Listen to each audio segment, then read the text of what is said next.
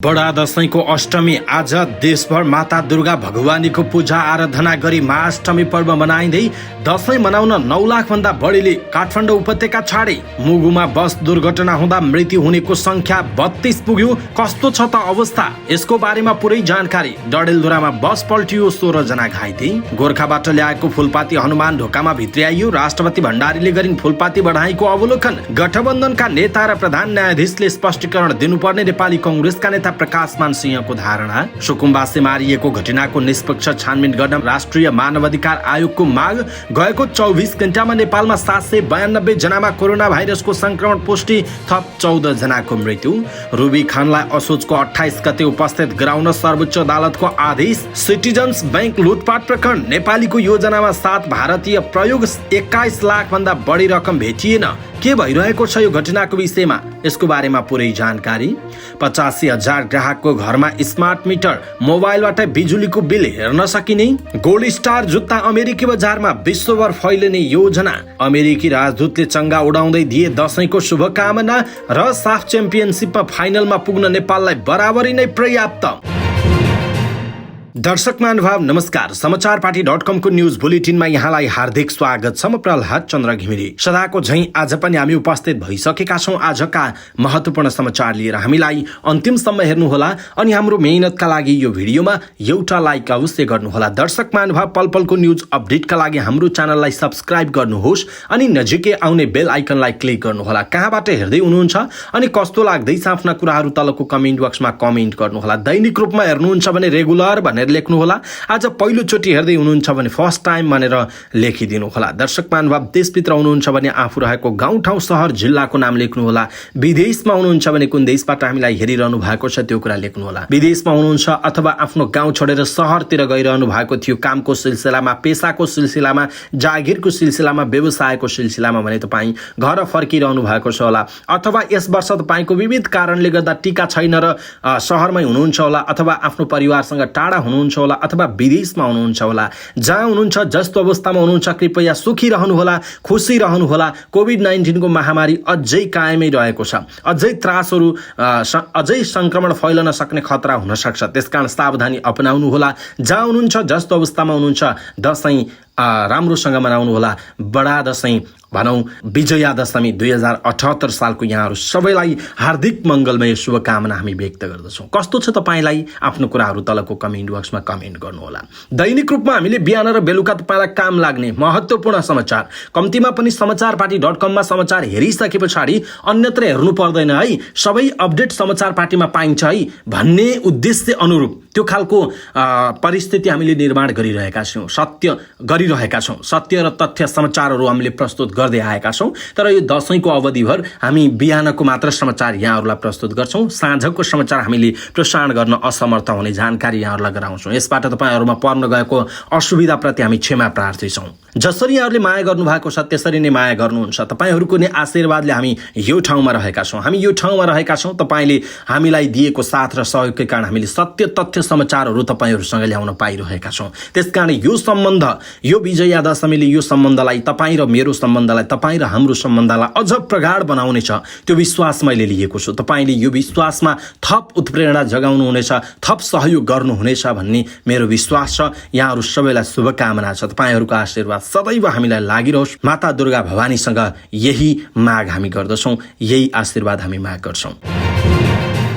आउनुहोस् दर्शक महानुभाव, आजका महत्त्वपूर्ण समाचार सुरु गरौँ आज महाअष्टमी पर्वको प्रसङ्गबाट।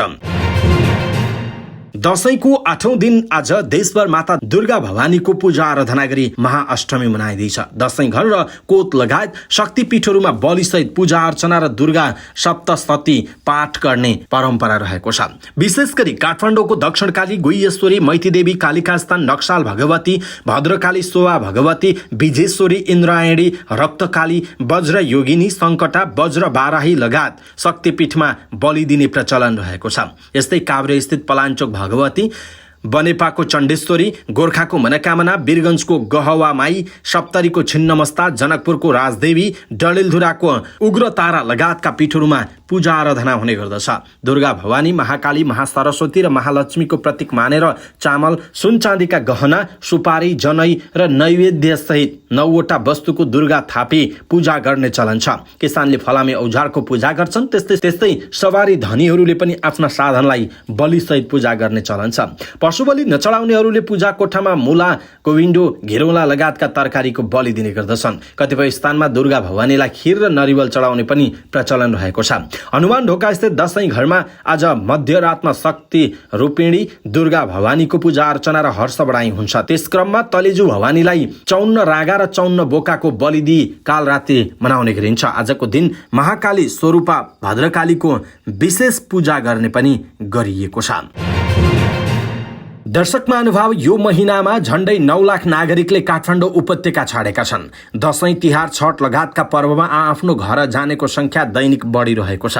असोज महिनाको 1 गतेबाट अहिलेसम्म उपत्यका छाड्नेको संख्या 9 लाख पुगेको र अझै बढ्ने देखिएको यातायात व्यवसायीले बताएका छन्। यो वर्ष गत वर्षभन्दा दोब्बर यात्रु उपत्यकाबाट बाहिरिने अनुमान गरिएको नेपाल यातायात व्यवसाय राष्ट्रिय महासंघका महासचिव सरोज सिटौलाले बताउनुभयो। 2 वर्ष पहिलेसम्म 25 लाख भन्दा बढीले दशैंको समयमा उपत्यका छाड्ने गरेका थिए। गत वर्ष कोभिड संक्रमणको जोखिम रहेकाले त्यो संख्या हत्तै घटेको थियो। झण्डै 4-5 लाखले मात्र गत वर्ष उपत्यका छाडेको अनुमान गरिएको थियो। यो वर्ष गत वर्षभन्दा बढी यात्रु भए पनि सामान्य अवस्थाभन्दा धेरै कम रहेको बताइएको छ। सरकारले घटस्थापना अर्थात् असोजको 21 गतेदेखि नै सवारी साधन जुनसुकै रुटमा गुड्न पाउने गरी खुल्ला गरिसकेको छ। यातायात व्यवसायीले सोही दिनदेखि अग्रिम टिकट खुलाएको थियो। यात्रुलाई समस्या नहोस् भनी ठाउँ ठाउँमा विभिन्न स्थानमा सहायता कक्षा समेत राखिएको छ। दर्शक महानुभाव, तपाईँ दशैं मनाउनका लागि शहरबाट गाउँ जाँदै हुनुहुन्थ्यो अथवा गइसक्नुभयो अथवा जाँदै हुनुहुन्छ, कतिको दुःख पाउनु भएको छ। जसरी भनिएको छ त्यसरी समाचारमा आए जस्तै छ अथवा तपाईँहरूले दुःख पाउनुभयो? यात्रा गर्ने क्रममा कस्तो लाग्यो? आफ्नो कुराहरू तलको कमेन्ट बक्समा कमेन्ट गर्न सक्नुहुनेछ। मुगुमा भएको बस दुर्घटनामा मृत्यु हुनेको संख्या 32 पुगेको छ। 24 जनाको घटनास्थलमै 4 जनाको उद्धार गरी तालचा विमानस्थल पुर्याउने क्रममा र 4 जनाको उपचारका लागि नेपालगञ्ज पुर्याएपछि मृत्यु भएको कर्णाली प्रदेश प्रहरी कार्यालयका प्रहरी निरीक्षक जीवन लामिछानेले जानकारी दिनुभयो। उहाँका अनुसार दुर्घटनामा गम्भीर घाइते भएका 4 जना उपचारका क्रममा बाँकीको नेपालगञ्जमा मृत्यु भएपछि मृतकको संख्या 32 पुगेको हो। उपचारका लागि पठाइएका 16 जना घाइते मध्ये 4 जनाको मृत्यु भएको उहाँले बताउनु भएको छ। घटनास्थलमा मृत्यु भएका मध्ये 16 जना पुरुष, 7 जना महिला र 1 जना बालक छन्। नेपालगञ्जमा अहिले 12 जनाको उपचार भइरहेको प्रहरीले जनाएको छ। 3 जना गाडीबाट हम्फालेको र 2 जना दुर्घटना हुनुभन्दा केही समय अगाडि ओर्लिएको प्रहरीले बताएको छ। नेपालगञ्जबाट सुर्खेत हुँदै मुगुका लागि गएको V1 ख 3167 नम्बरको बस मंगलबार दिउँसो पाउने 2 बजेतिर दुर्घटनामा परेको हो। प्रदेश प्रहरी कार्यालयका प्रहरी निरीक्षक जीवन लामिछानेले चालक दलबहादुर रावलको मात्र शनाखत भएको बताउनुभयो। प्रहरीले चालकको सिट मुनिको टायर पञ्चर भई दुर्घटना भएको हुन सक्ने अनुमान गरेको छ। देवी दुर्घटनाको कारण थप अनुसन्धानबाट मात्र यकिन हुने प्रहरीले जनाएको छ। धनगढीबाट बाजुरा जाँदै गरेको ना 7 ख 174 नम्बरको बस केआई सिंह राजमार्ग अन्तर्गत डडेलधुराको अमरगढी नगरपालिका 10 राई बजार नजिक दुर्घटना हुँदा 16 जना घाइते भएका छन्। घाइते हुनेमा 6 जना महिला र 2 बालबालिका अनि 8 जना पुरुष छन्। घाइतेहरूको डडेलधुरा अस्पतालमा उपचार भइरहेको र उनीहरू सबैको अवस्था सामान्य रहेको प्रहरी नायब उपरीक्षक महेन्द्र नेपालले जानकारी दिनुभयो। बस ब्रेक फेल भएर नालीमा पल्टिएको बताइएको छ। गोर्खा दरबारबाट पठाइएको फुलपाती हनुमान ढोका स्थित दशैं घरमा भित्र्याइएको छ। नेपालीहरूको महान पर्व बडा दशैंको 7औं दिन गोर्खा दरबारमा पठाइएको फुलपाती शास्त्रीय विधि अनुसार हनुमान ढोका स्थित दशैं घरमा भित्र्याइएको हो। सोमबार बिहान 8:25 को साइतमा गोर्खा दरबारबाट निकालिएको फुलपाती अपराह्न 4:30 बजे बाजागाजा सहित दशैं घरमा भित्र्याइएको छ। अशोक, बेल, दारिम, सामा, धान, उखु, केरा, जयन्तीका र हलेदो फुलपातीका रूपमा दशैं घरमा भित्र्याइएको बताइएको छ। यसैबीच राष्ट्रपति विद्यादेवी भण्डारीले फुलपाती बढाइको अवलोकन गर्नु भएको छ। नेपाली सेनाद्वारा मंगलबार सैनिक मञ्च टोडीखेलमा आयोजित समारोहलाई सहभागी भई उहाँले फुलपाती बढाई अवलोकन गर्नुभयो। राष्ट्रपति भण्डारी नेपाली सेनाका परमाधि हुनुहुन्छ। यस्तै समारोहमा सैनिक हेलिकप्टरबाट पुष्प वृष्टि गरिनुका साथै राइफल र तोपबाट लहरी एवं एकट्ठा बढाई गरियो। त्यस अवसरमा इज्जत अर्पण कवाज, विभिन्न गुल्मद्वारा बढाई, मार्च पास सहित बढाई र सैनिक ब्यान्डबाट मालश्री र दुर्गा स्तोत्रका धुन प्रस्तुत गरिएको थियो। थियो। कोभिड-19 को संक्रमण जोखिमका कारण विगत वर्षदेखि नै फूलपाती बढाई धर्म, संस्कृति र परम्परालाई निरन्तरता दिन सानो र छरितो कार्यक्रम गरिँदै आएको छ। नेपाली कांग्रेसका नेता प्रकाशमान सिंहले मन्त्री परिषद विस्तारमा प्रधान न्यायाधीशले पनि जनतालाई स्पष्टीकरण दिनुपर्ने बताउनु भएको छ। उद्योग वाणिज्य मन्त्री गजेन्द्र हमालले पदबाट राजीनामा दिए पनि जनतालाई यथार्थ कुरा बताउनु पर्ने सिंहको जोड थियो। उहाँले सरकार, सत्तारूढ दलभित्रका गठबन्धनका नेता र स्वयं प्रधान न्यायाधीशले पनि हमालको विषयमा स्पष्टीकरण दिनुपर्ने बताउनु भएको छ। बुटवल पुगेर एक कार्यक्रमलाई सम्बोधन गर्दै उहाँले शेरबहादुर देउवाले गरेको गल्तीको स्पष्टीकरण नेकपा माओवादी अध्यक्षले प्रचण्डले दिनु परेको बताउनु भएको छ। नेता सिंहले प्रधानमन्त्री देउवाला आफू प्रमुख हुँदा घटाएको आइजिपी काण्ड र सर्वोच्च अदालतका न्यायाधीश सुशीला कार्कीलाई महाभियोग लगाउँदा कांग्रेसले भोग्नु परेको नतिजा सम्झन पनि अनुरोध गर्नुभयो। कांग्रेससँग 25% सांसद नहुँदा पनि तत्कालीन प्रधानमन्त्री केपी शर्मा ओलीले विशेष निगाहले कांग्रेसले सत्ताको नेतृत्व गर्न पाएको उहाँको भनाइ छ। फरक प्रसङ्गमा उहाँले मोतीपुर घटनाको यथार्थ सार्वजनिक गर्न पनि माग गर्नु भएको छ। राष्ट्रिय मानवाधिकार आयोगले रूपन्देहीको मोतीपुरमा सुकुम्बासी मारिएको घटनाको निष्पक्ष छानबिन गरी दोषीलाई कारवाही गर्न सरकारलाई आग्रह गरेको छ। आयोगले बुधबार प्रेस विज्ञप्ति जारी गरी मृतकको परिवारलाई क्षतिपूर्ति दिन, घाइतेहरूको निःशुल्क उपचार गराउन र वास्तविक घरबारविहीनलाई बसोबासको व्यवस्था मिलाउन सरकारलाई आग्रह गरेको छ।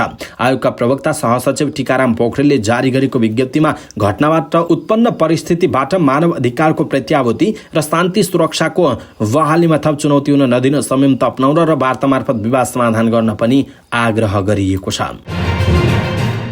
गएको 24 घण्टामा नेपालमा 792 जनामा कोरोना भाइरस संक्रमण पुष्टि भएको छ। 7060 पीसीआर परीक्षण गर्दा 691 जना र 2559 एन्टिजन परीक्षण गर्दा 101 गरी 792 जनामा कोरोना भाइरसको संक्रमण देखिएको स्वास्थ्य तथा जनसङ्ख्या मन्त्रालयले जनाएको छ। यस्तै गएको 24 घण्टामा कोरोना संक्रमणबाट 14 जनाको मृत्यु भएको छ भने 910 जना निको भएका छन्। मंगलबार थपिएका सँगै नेपालमा कोरोना संक्रमितको कुल संख्या 8,03,552 पुगेको छ। यो सँगै नेपालमा मृत्यु हुनेको संख्या 11,257 पुगेको छ भने 7,77,741 जना संक्रमण मुक्त भएका छन्। मन्त्रालयका अनुसार अहिले नेपालभरि सक्रिय संक्रमितको संख्या 14,554 जना रहेको जनाइएको छ। सर्वोच्च अदालतले प्रहरी नियन्त्रणमा रहेको नेपालगञ्जका अधिकारकर्मी रुबी खानलाई असोजको 28 गते उपस्थित गराउन आदेश दिएको छ। अधिवक्ता मोहना अन्सारीले दायर गरेको बन्दी प्रत्यक्षीकरण रिटमा सुनवाई गर्दै मंगलबार न्यायाधीश डाक्टर आनन्द मोहन भट्टराईको इजलासले दशैंको नवमी अर्थात् असोजको 28 गते अदालत उपस्थित गराउन आदेश दिएको हो। नेपालगञ्जका 2 जना महिलाको शंकास्पद मृत्युको घटना अनुसन्धानको माग गर्दै आएका आफन्त र अधिकारकर्मी न्यायका लागि पैदल हिँडेर अघिल्लो हप्ता काठमाडौँ पुगेका थिए। माइतीगढमा धरना बसेकै ठाउँबाट प्रहरीले गत शुक्रबार अधिकारकर्मी रुबी खानलाई पक्राउ गरेर नेपालगञ्ज लगेको थियो। उनलाई रिहा गर्न माग गर्दै अधिकारकर्मी मोहना अन्सारीले सर्वोच्चमा बन्दी प्रत्यक्षीकरणको रिट दायर गर्नु भएको हो। सो रिटमा सुनवाई गर्दै आइतबार न्यायाधीश दीपक कुमार कार्कीले 24 घण्टाभित्र खानलाई सर्वोच्च अदालतमा उपस्थित गराउन आदेश दिएको बताइएको छ। तर प्रहरीले खानलाई उपस्थित नगराएको जनाइएको छ। हतियारसहित आएको समूहले मोरङको कर्सिया स्थित सिटिजन्स बैंकको शाखा लुटपाटको योजना नेपाली नागरिकले बनाएको र लुटपाटमा 7 भारतीय नागरिक प्रयोग भएको अनुसन्धानबाट खुलेको छ। बैंकको सो शाखाबाट 21,70,563 रुपियाँ भेटिएको छैन। सो रकम लुटेरा समूहले नै लुटेर लगेको निष्कर्षमा प्रहरी प्रशासन पुगेको छ। सोमबार दिउँसो 8 जनाको समूहले बैंक लुटपाट गरेको थियो। जिल्ला प्रहरी कार्यालय मोरङका प्रहरी उपरीक्षक जनार्दन जेसीका अनुसार सोमबार राति करिब 10 बजे बैंकले 21 लाख भन्दा बढी रकम लुटपाट भएको जानकारी गराएको हो। लुटपाटमा संलग्न मुख्य योजनाकार सहित 3 जनालाई पक्राउ गरेको पनि उहाँले बताउनुभयो। प्रहरी उपरीक्षक जेसीका अनुसार मुख्य योजनाकार विराटनगरका पुरुष हुन्। लुटपाटमा संलग्न अन्य सबै भारतीय नागरिक हुन्। उनीहरूले एकअर्कालाई नचिने पनि मुख्य योजनाकारलाई भने चिनेको बयान दिएको जनाइएको छ। नेपाल विद्युत प्राधिकरणले काठमाडौँको रत्न पार्क र महाराजगञ्जका वितरण केन्द्रमा 85,000 स्मार्ट इनर्जी मिटर जडान सकेको छ। त्यसमध्ये करिब 80,000 मिटर एक्टिभ भइसकेको प्राधिकरणले जानकारी दिएको छ। करिब 98,000 मिटर जडान गर्ने गरी प्राधिकरणले 25 साउन 2077बाट स्मार्ट मिटर जडान सुरु गरेको थियो। प्राधिकरणले एसियाली विकास बैंकसँग सहुलियतपूर्ण ऋण लिएर करिब 1 अर्ब लगानीमा वितरण लाइनलाई स्मार्ट बनाउने गरी जडान थालेको हो। नेपाल विद्युत प्राधिकरणका उपप्रबन्धक रविन्द्र श्रेष्ठका अनुसार अबको 3 महिनाभित्र पहिलो चरणमा स्मार्ट मिटर जोड्ने काम सकाउने योजना रहेको जनाइएको छ। कोभिड महामारीको दोस्रो लहरका बेला प्राधिकरणले तीव्र रूपमा मिटर जडानको काम गरेको थियो। अहिले मिटर जडान भएका घरमा मिटर रिडर पठाउन छाडिएको छ। आफ्नो घरमा भएको विद्युत खपत र बिलको विस्तृत विवरण हेर्न मिल्ने गरी मोबाइल एप समेत तयार पार्न लागेको श्रेष्ठले बताउनु भयो। उहाँका अनुसार ग्राहकले अनाधिकृत रूपमा मिटरको कभर निकाल्न खोजे कन्ट्रोल रुममा अलार्म बज्ने गरी प्रणाली जडान भएको छ। विद्युत चोरी, मिटर टेम्परिङ, स्वीकृत भन्दा बढी लोड खपत भएका डाटा सेन्टरमा सोझै सूचना प्राप्त हुन थालेको जनाइएको छ। समयमै बिल भुक्तानी नभए वितरण केन्द्रले कम्प्युटरबाट लाइन काट्न सक्ने बताइएको छ। पछिल्लो समय महाराजगञ्ज र रत्नपार्क वितरण केन्द्रले लाइन काट्ने काम आफ्नो डिजिटल प्रणालीबाट गरिरहेको बताइएको छ। नेपालको चर्चित ब्रान्ड गोल्ड स्टारका जुत्ताहरू अब अमेरिकी बजारमा पाइने भएको छ। गोल्ड स्टार जुत्ताको निर्माता तथा उत्पादक वितरक कम्पनी किरण सुज म्यानुफ्याक्चर्सले संयुक्त राज्य अमेरिकामा आधिकारिक वितरक नियुक्त गरी अमेरिकी बजारमा आफ्नो बिक्री वितरण सुरु गर्ने भएको छ। सोमबार विशेष कार्यक्रमको आयोजना गरी अमेरिकाको न्युयोर्कमा गोल्ड स्टारको बिक्री वितरण उद्घाटन गरिएको छ।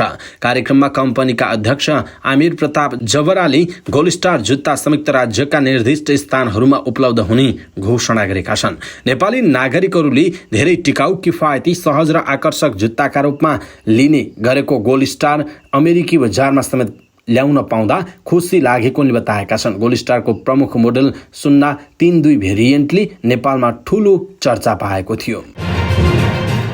नेपालका लागि अमेरिकी राजदूत र्यान्डी वेरीले दशैंको अवसरमा चङ्गा उडाएर रमाइलो गरेको तस्बिर सार्वजनिक गरेका छन्। उनका सहकर्मी र उनका परिवारहरूसँग चङ्गा उडाएर उनले रमाइलो गरेको बताएका छन्। सामाजिक सञ्जाल ट्विटरमा तस्बिर सार्वजनिक गर्दै उनले लेखेका छन्, दशैंको धुमधामका बीच मैले सहकर्मीहरू तथा उहाँहरूको परिवारलाई बोलाएँ र हामीले धेरै रमाइलो गर्यौं। तपाईहरू सबैमा दशैंको धेरै शुभकामना। त्यसैगरी नेपालका लागि चिनिया राजदूत हौ एङ्चीले पनि दशैंको एक पोस्टर ट्विट गर्दै दशैंको शुभकामना दिनुभएको छ। र मालदिप्समा भइरहेको 13औं संस्करणको साफ च्याम्पियनसिपमा नेपालले लिग चरणको अन्तिम खेलमा बुधबार बङ्गलादेशसँग प्रतिस्पर्धा गर्दैछ। बङ्गलादेशसँगको खेल जित वा बराबरी गरेमा नेपाल फाइनल प्रवेश गर्नेछ। सुरुवाती 2 खेलमा रोमाञ्चक जित निकालेको नेपाल तेस्रो खेलमा भने भारतसँग 1-0 पराजित भएको थियो। साफ च्याम्पियनसिपमा 28 वर्ष लामो सङ्घर्ष गरेको नेपालको फाइनल पुग्ने यात्रा भारतसँगको पराजयसँगै 1 खेल पर धकेलिएको थियो। बुधबार नै भारत र मालदिप्स बीच पनि खेल हुँदैछ। फाइनल पुग्ने टिम बुधबारको खेलबाटै टुङ्गो लाग्नेछ। बङ्गलादेशसँगको खेल जितका लागि खेल्ने नेपाली टोलीका सहायक प्रशिक्षक किरण श्रेष्ठले बताउनु भयो।